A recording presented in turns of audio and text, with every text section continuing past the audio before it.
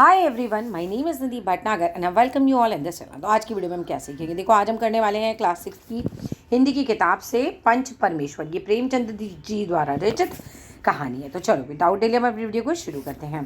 देखो, जुम्मन और अगलू दो दोस्त थे। यहाँ पर दो दोस्तों की कहानी है ये, जुम्मन की और अगलू की। राइट, उनमें गाड़ी छनती थी यानी कि उन दोनों में आपस में खूब पटती थी। उनकी मित्रता के दूर दूर तक चर्चे थे, यानी कि लोग जो थे उनकी फ्रेंडशिप के बारे में खूब बातें किया करते थे, क्योंकि दोस्ती बहुत अच्छी रही होगी। तो जुम्मन की बूढ़ी खाला ने अपनी सारी मिल्कियत जुम्मन के नाम कर दी थी। तो जुम्मन की जो मौसी थी, जो उनकी खाला थी, उन्होंने अपनी सारी मिल्कियत यानी अपनी सारी संपत्ति, अपना पैसा, रुपया, जेवर, मकान जो भी उनके पास था वो जुम्मन के नाम पर कर दिया था। तो कुछ दिन बाद से ही जुम्मन एवं उनकी पत्नी के व्यवहार में खाला के प्रति कड़वाहट आने लगी थी। देखो, पैसा जो मिलना था वो तो नाम हो गया, तो इन लोगों की जो थी अब व्यवहार जो था काफ़ी ज़्यादा बदल गया था, उनके प्रति बहुत ही ख़राब हो गया था। कड़वाहट आ जाने, एक तरीके से व्यवहार उनका जो था काफ़ी ख़राब हो गया था उनके प्रति। एक दिन खाला शुद्ध होकर बोली, शुद्ध मतलब क्या होता है भाई? क्रोधित होना, है ना, नाराज़ होकर बोली, अब तुम्हारे साथ मेरा निर्वाह नहीं होगा। निर्वाह मतलब मेरा गुजारा नहीं चलेगा, मैं तुम्हारे साथ नहीं रह सकती। बेसिकली तुम मुझे रुपए दे दिया करो, मैं अपना पका खा लूँगी। मतलब मुझे कुछ पैसे दे दिया करो, मैं अपना खाना वाना खुद ही बना लिया करूँगी। भाई तुम्हारे साथ तो मेरी बन नहीं रही है बच्चे से। जो मैंने कहा, रुपया कहाँ, क्या यहाँ फलते हैं? देखो कितना ख़राब है, पहले उसने सारा पैसा उसका ले लिया और अब कह रहा है रुपया का क्या यहाँ फलते हैं। खाला बोली, तो ठीक है, अगर तुम मेरी व्यवस्था ना करोगे तो मैं पंचायत करवाऊंगी। गांव में क्या होता है, जैसे यहाँ पर हम तो अदालत जाते हैं, जज के पास जाते हैं, राइट, वकील के पास, जज के पास जाएंगे, लेकिन गांव में क्या होता है, पंच होते हैं। लाइक 1 2 3 4 5 ऐसे 5 मेन व्यक्ति होते हैं जो कि गांव के चीज़ों के फैसले कर दिया करते हैं। उन्हीं के लिए हम बोलते हैं पंचायत वर्ड। तो बोलते हैं कि भाई देखो, अगर तुम ना मेरी व्यवस्था नहीं करोगे तो मैं पंचायत कराऊंगी। तो खाला गांव में एक घर से दूसरे घर पंचायत को बुलवा देती घूमती हैं, क्या कि भाई सब घरों में जाके बोल देती है। मतलब एक तरीके से खाला गांव के एक घर से दूसरे घर पंचायत का बुलावा देती घूमती हैं, कि पंचायत होती है तो गांव के सब लोग आके बैठते हैं उसमें, ठीक है, मीटिंग्स ही हो जाती है एक तरीके से। तो वहाँ पे जाती हैं, सब में बुलावा दे देते कि भाई पंचायत होगी। घूमते घूमते हुए अलगू के घर जाकर कहती हैं कि मैं अपनी विपदा सभी को सुना आई हूँ। अलगू जो होता है वो जुम्मन का दोस्त होता है, राइट। तो वो जाती हैं, जब जब सबके घर जा रही होती है तो वो उसके घर भी पहुँच जाती हैं और कहती हैं मैं अपनी विपदा मतलब मैं, मेरी जो मुसीबत है, जो मेरी इतनी प्रॉब्लम आई है, वो मैं सभी को सुना आई हूँ। किसी ने तो ऊपरी मन से टाल दिया, तो किसी ने मुझे बुरा भला सुना दिया। मतलब किसी ने तो ऐसे ही मतलब मेरी बात सुनी और मतलब अनसुनी कर दी एक तरीके से, बस टाल दिया, ऐसा कुछ ध्यान ही नहीं दिया। लेकिन किसी ने क्या किया, किसी ने मुझे बुरा भला सुना दिया, लाइक मेरे ऊपर ही सारी बात डाल दी, मेरे से ही खराब बोला। तुमने भी पंचायत में आने का विनती करती हो। तो कहती कि मैं भी तुमसे रिक्वेस्ट करती हूँ, विनती मीन्स रिक्वेस्ट, राइट, मैं भी तुमसे रिक्वेस्ट करती हूँ कि भाई तुम भी पंचायत में आना। अलगू क्या कहता है, यूँ आने का तो आ जाऊँगा, पर पंचायत में मुँह ना खोलूँगा। देखो बोलता है कि ठीक है भाई, आप खाला कह रही हो तो मैं आ तो जाऊँगा, लेकिन देखो जुम्मन तो उसका दोस्त है, तो बोलता है मैं अपना मुँह नहीं खोलूँगा, मतलब मैं ज़्यादा कुछ बोलूँगा नहीं। खाला बोलती है क्यों बेटा? तो अलगू कहता है जुम्मन मेरा पुराना मित्र है, मैं उससे बिगाड़ नहीं कर सकता, है ना, मतलब मैं उसके साथ ऐसे कुछ बिगाड़ नहीं सकता अपनी फ्रेंडशिप, राइट, ख़राब नहीं कर सकता अपनी फ्रेंडशिप। खाला, तो क्या बिगाड़ के डर से ईमान की बात ना कहोगे? ईमान की बात कहने का मतलब क्या होता है कि भाई जो सही बात है, जो जेन्युइन बात है, क्या आप वो भी नहीं कहेंगे कि आपका कहीं फ्रेंडशिप ना ख़राब हो जाए? तो आप सही को सही कहेंगे ही नहीं क्या? तो अब क्या होता है, फिर नेक्स्ट आता है, पेड़ के नीचे पंचायत लगी है। अगला सीन लिखा है कि अब एक पेड़ है और पेड़ के नीचे जो है वो सब लोग पंचायत, पंच वगैरह जो बैठे हुए हैं, और सामने ऐसे पब्लिक, पूरी यहाँ पर पब्लिक बैठी हुई है, राइट, इस तरह से पंचायत लगती है। अब खाला ने कहा कि 3 वर्ष पहले मैंने अपनी जायदाद अपने भांजे जुम्मन के नाम लिख दी थी। भांजा कौन होता है? बहन का बेटा, राइट, तो जुम्मन के नाम लिख दी थी। अब मुझे ना पेट भर रोटी मिलती है और ना तन का कपड़ा, है ना, वो इतना परेशान करता है। तो बेकस बेवा हूँ, बेकस बेवा, बेकस का मतलब मजबूर और बेवा मतलब विधवा। तो मैं तो बहुत ही एक मजबूर विधवा औरत हूँ, मतलब मेरा पति तो मर चुका है और आज मैं काफ़ी मजबूर हूँ। मेरा कसूर हो तो मुझे बताना, जुम्मन में बुराई देखो तो इसे समझाओ। तो पंचायत से कहते हैं देखो, अगर तुम्हें लग रहा है कि मेरी गलती है तो तुम मुझे समझा दो, अगर तुम्हें लग रहा है कि भाई जुम्मन में बुराई है तो तुम जुम्मन को समझा दो, बट हमारी प्रॉब्लम को जो है वो सॉल्व करवाओ। रामधन मिश्र बोले, जुम्मन मियाँ किसे सरपंच बदते हो? बदते मतलब चुनते हो, तुम किसे सरपंच चुनते हो, फिर पंच जो फैसला करेंगे वो मानना होगा। जुम्मन बोलता है पंचों का हुक्म सर माथे पे। गाँव में ना पंचों की ना बहुत रिस्पेक्ट होती है बेसिकली। तो कहता है कि पंचों का जो भी हुक्म है वो सर माथे पर है, यार मैं तो सब बिल्कुल अच्छे से मानूंगा। खाला जान जिसे चाहे उसे बंदे, मुझे कोई अर्ज नहीं होगा, लाइक जिसे चाहे वो उसे चुन लें और मुझे कोई आपत्ति नहीं होगी इस बात पर, ठीक है, मैं कोई ऑब्जेक्शन नहीं करूँगा। ठीक है। तो खाला बोलती हैं पंच ना किसी के दोस्त होते हैं ना दुश्मन। मैं अगलू को सरपंच बदती हूँ मतलब चुनती हूँ। देखो उसके फ्रेंड्स को ही सरपंच, उसका जो बेस्ट फ्रेंड था उसी को सरपंच चुन दिया है इन्होंने, खाला ने, राइट। तो अगलू ने कहा खाला तुम तो जानती हो कि जुम्मन से मेरी गाढ़ी दोस्ती है। तो अगलू कहता है भाई आपको तो पता ही है खाला कि जुम्मन तो मेरा इतना अच्छा दोस्त है, मेरी तो उससे गाढ़ी दोस्ती है, काफ़ी अच्छी फ्रेंडशिप है। खाला ने उत्तर दिया पंच के दिल में खुदा बसता है, दोस्ती के लिए कोई अपना ईमान नहीं बेचता। अब देखो यहाँ खाला ने क्या किया, बोला कि पंच के दिल में खुदा बसता है। बेसिकली गांव में पंचों को इतना ज़्यादा मान दिया जाता है, उनकी बात को इतनी अहमियत दी जाती है कि वो बोलते हैं बिल्कुल जैसे पंचों ने जो कह दिया जैसे बस भगवान की वाणी है वो। तो हम इतने उनकी रिस्पेक्ट करते हैं और कहते हैं कि दोस्ती के लिए कोई अपना ईमान है ना नहीं बेच सकता। और पंचायत जो है वो अब शुरू हो जाती है। जुम्मन ने अपना पक्ष रखते हुए कहा 3 साल पहले खाला ने अपनी जायदाद मेरे नाम कर दी थी। मैंने खाना कपड़ा देना तो कबूल किया था, खुदा गवाह है मैंने आज तक खाला जान को कोई तकलीफ़ नहीं दी। मैं इन्हें अपनी माँ के समान समझता हूँ, मगर औरतों में ज़रा अनमन रहती है। मैं क्या करूँ, ठीक है, तो मैं क्या करूँ। बेसिकली उस जुम्मन की जो पत्नी होती हैं और जो खाला होती हैं उनमें आपस में बनती ही नहीं होती है। तो कहते हैं कि भाई देखो 3 साल पहले, कितने साल पहले, 3 साल पहले खाला ने क्या की थी, अपनी जायदाद मेरे नाम कर दी थी। तो खाना कपड़ा देना तो मैंने कबूल कर दिया, पर बोलता भाई मेरी पत्नी की और खाला की नहीं बनती तो मैं क्या करूँ। खाला मुझसे माहवार खर्च मांगती है जो संभव नहीं है। माहवार मतलब होता है बेसिकली हर महीने का खर्च जो है वो मांगते हैं, तो मेरे लिए संभव नहीं है। तो अगलू ने पूछा जुम्मन मियाँ खाला ने कितने ज़मीन तुम्हारे नाम की थी, भाई कितनी ज़मीन थी, वो पूछते कि तुम्हारे नाम की थी। तो जुम्मन कहता 3 बीघा, राइट। लैंड को आप बीघा में नापते हैं, राइट। तो फिर बोलता 3 बीघा। तो अगलू व अन्य पंच आपस में विचार विमर्श करके फैसला देते हैं कि खाला जान को माहवार खर्च दिया जाए, है ना। ये तो जेन्युइन है कि 3 बीघा उन्होंने ज़मीन दी है और अभी ये प्रॉब्लम में है, तो भाई इनकी हेल्प होनी चाहिए। तो वो बोलते हैं कि नहीं भाई इनको खर्च तो दिया ही जाना चाहिए। हमारा विचार है कि खाला की जायदाद से इतना मुनाफा अवश्य ही होता होगा। मुनाफा मतलब क्या होता है भाई, फ़ायदा है ना, इतना फ़ायदा तो पैसा आ ही जाता होगा इनकी ज़मीन से।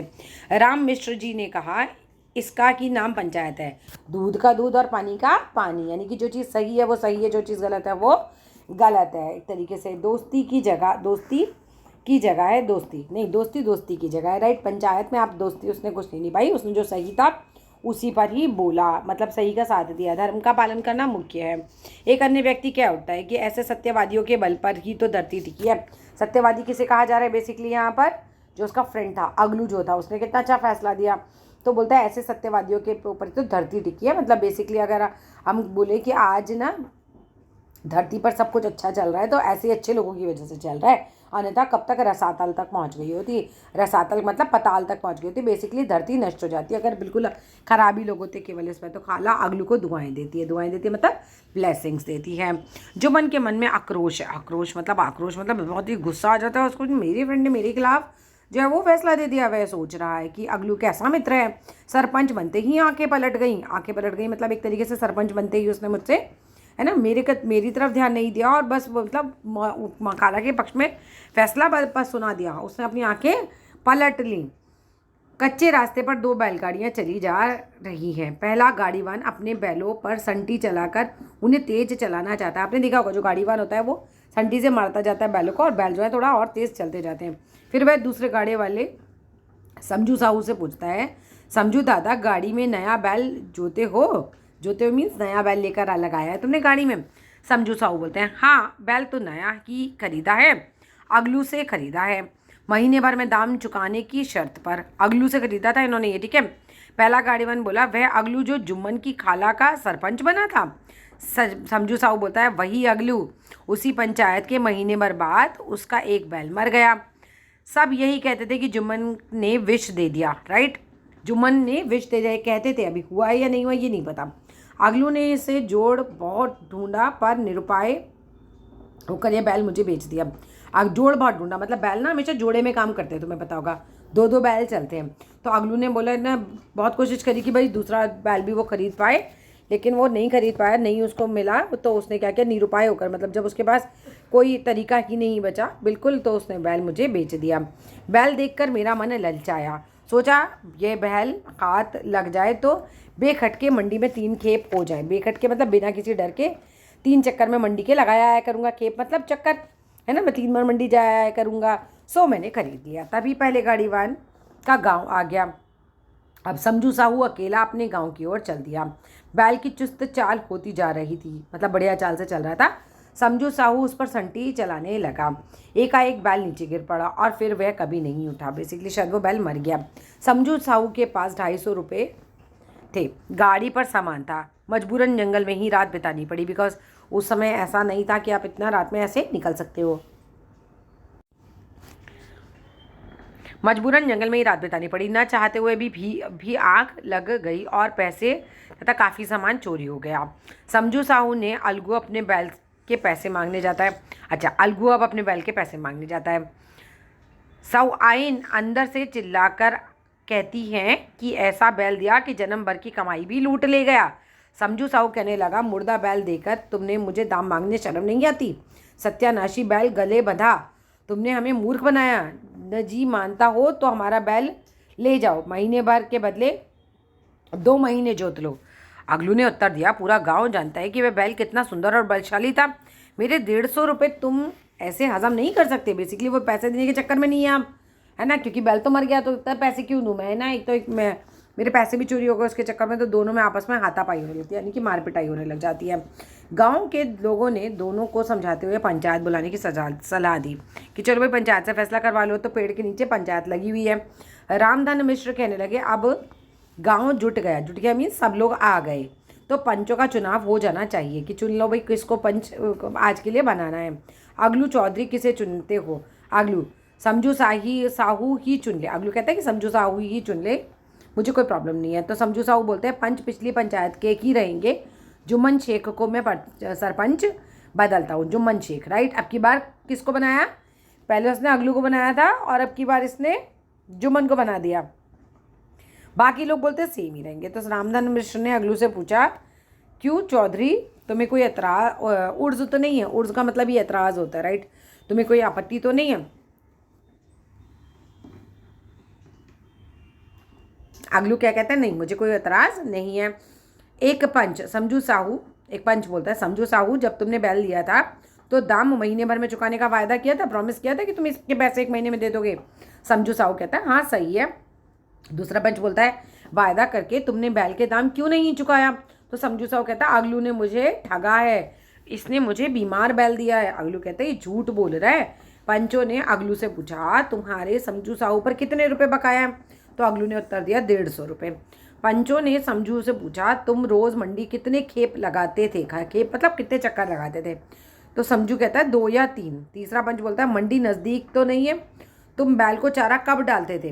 तो समझू साहब कहता है, सुबह मंडी जाने से पहले और रात को लौटने के बाद। चौथे पंच ने कहा, तुम सारा दिन बेजुबान जानवर को भूखा प्यासा रखकर काम करवाओगे तो मरेगा ही ना, तुम्हें इस निर्दयता का भी दंड मिलना चाहिए। निर्दयता मतलब तुम्हें उस पर तरस भी नहीं आया और तुम उसे भूखा प्यासा रख के काम करवाते रहे। तो जुम्मन ने फैसला सुनाते हुए कहा, समझू साहू को अलगू चौधरी के बैल का पूरा दाम देना चाहिए, क्योंकि जिस वक्त बैल लिया गया था उस वक्त बैल को कोई बीमारी नहीं थी। बैल की मृत्यु का कारण दाने पानी के अभाव में कठिन परिश्रम लिया जाना था, यानी कि बैल से खाना नहीं दिया, उसको पानी नहीं मिला, उसको खूब काम करवाया गया, इसलिए वो बैल मरा। हाँ, यदि अलगू चाहे और समझू साहू के साथ दाम में कुछ रियायत कर सकता है, बिकॉज अब वो बैल मर गया है।